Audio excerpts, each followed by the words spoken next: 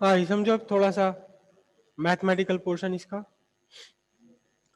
दो वेव है यहाँ, सेम मीडियम में चल रही, सेम लाइन ऑफ प्रोपेगेशन पर। एक वेव है,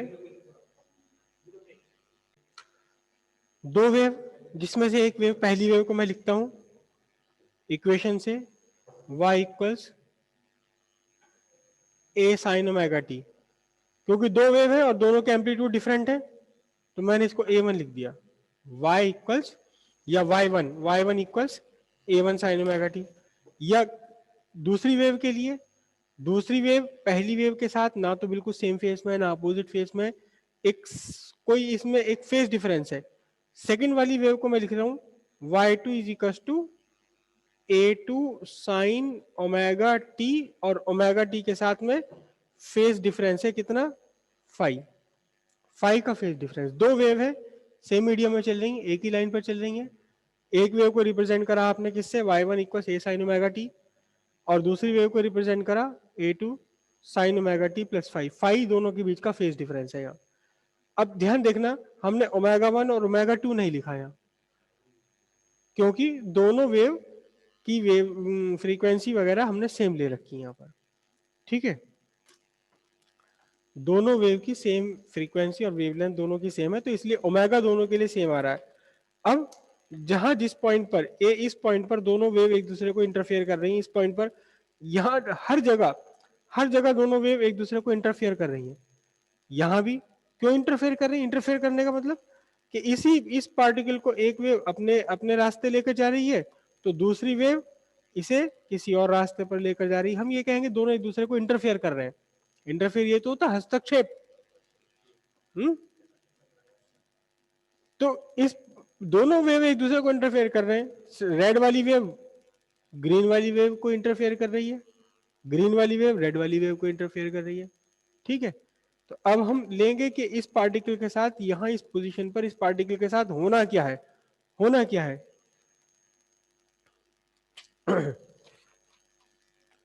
मतलब मैथमेटिकली हम पता करेंगे कि क्या होना है इस पार्टिकल का।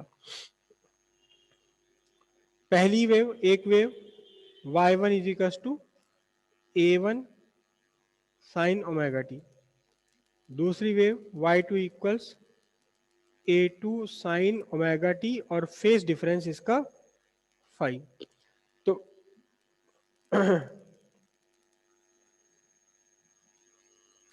by the principle of superposition, net displacement of a particle at a point y1 plus y2, linear displacement है दोनों, तो हम इसमें cos थीटा वॉस थीटा ले ही नहीं रहे, एक ही लाइन पर है। y1 कितना है, a1 sine omega T, y2 कितना है, a2 sine omega t plus 5। तो y is equal to a1 sine omega T, और ये a2 sine a plus B, sine X plus Y से हमने ओपन किया, तो sine x cos Y plus cos x sine Y, Y है sine five. और क्योंकि बाहर a2 है तो मल्टीप्लाई में ही a2 भी आ जाएगा। ठीक है, अब देखना जरा ध्यान से, यहां से मैंने साइन ओमेगा टी कॉमन ले लिया, तो बचा ब्रैकेट के अंदर क्या, मैं साइन ओमेगा टी कॉमन ले रहा हूं, बचा a1 plus a2 cos five plus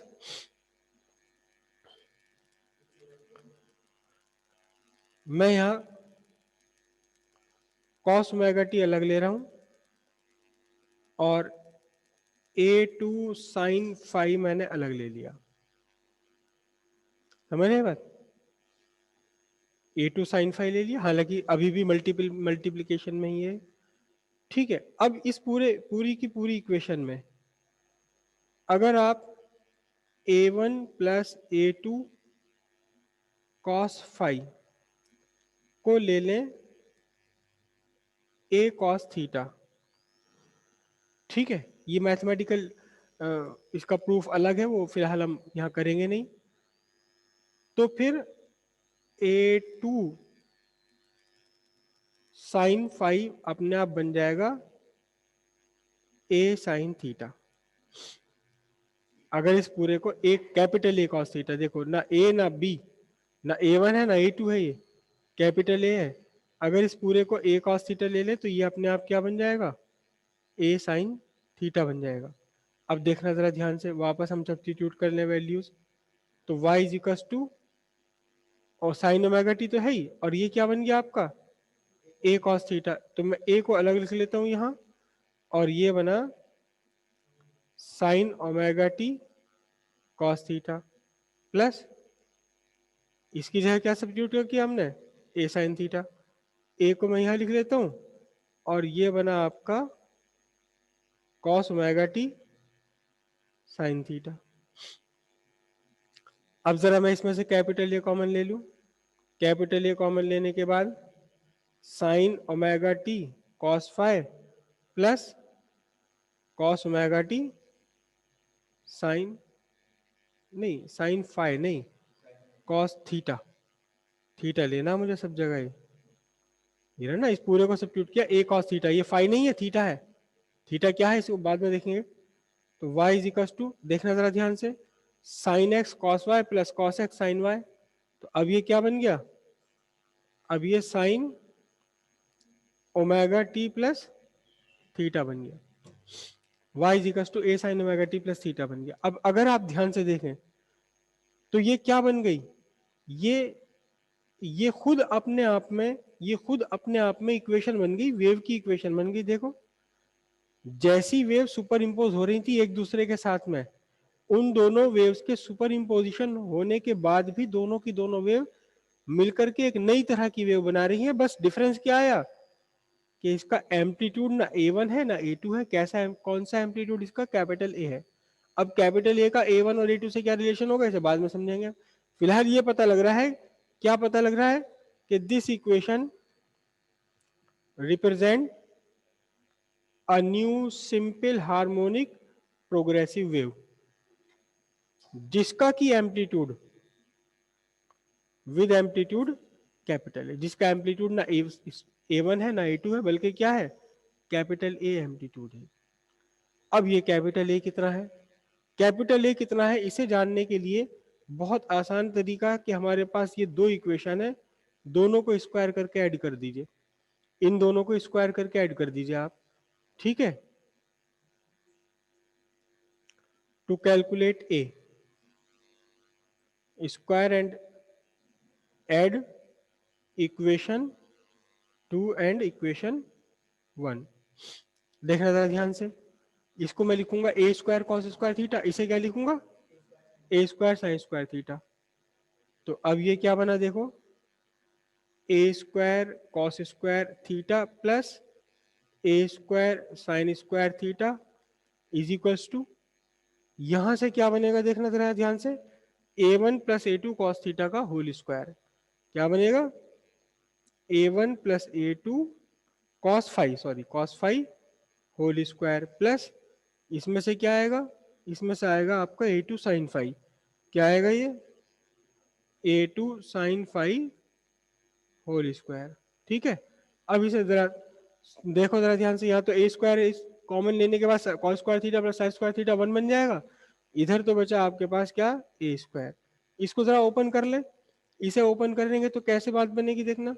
इसे अगर हम ओपन करेंगे तो ये बनेगा आपका A1 स्क्वायर प्लस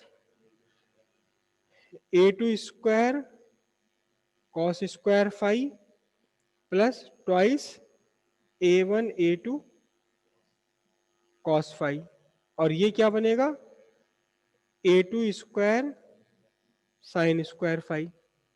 और इसमें भी आप देखें जरा ध्यान से, इसमें आप देखें कि A2 साइन स्क्वायर फाइव और A2 कॉस स्क्वायर फाइव, इन दोनों में से अगर A2 स्क्वायर कॉमन ले लो तो बचेगा कॉस स्क्वायर प्लस वो 1 हो जाएगा। तो अल्टीमेटली आपके पास इक्वेशन क्या बची, A square is equal to A1 square plus A2 square, इन दोनों में से। और ये क्या बचा आपके पास, twice A1 A2।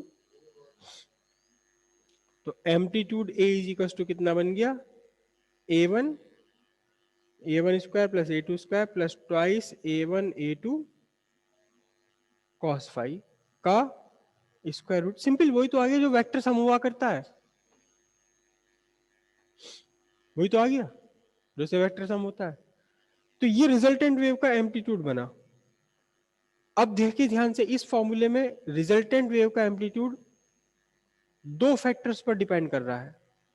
Amplitude of super imposing waves, जो दो दो वेव्स एक दूसरे को सुपर इम्पोज कर रही हैं, उनके अपने अपने एम्पलीट्यूड्स क्या है, ये वाली, these are the superimposing waves.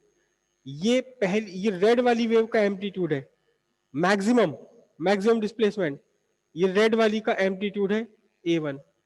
और ये यहां से यहां तक, यहां से मैक्सिमम डिस्टेंस तक ये क्या है, ग्रीन वाली का डिस्प्लेसमेंट, क्या ग्रीन वाली का एम्पलीट्यूड a2।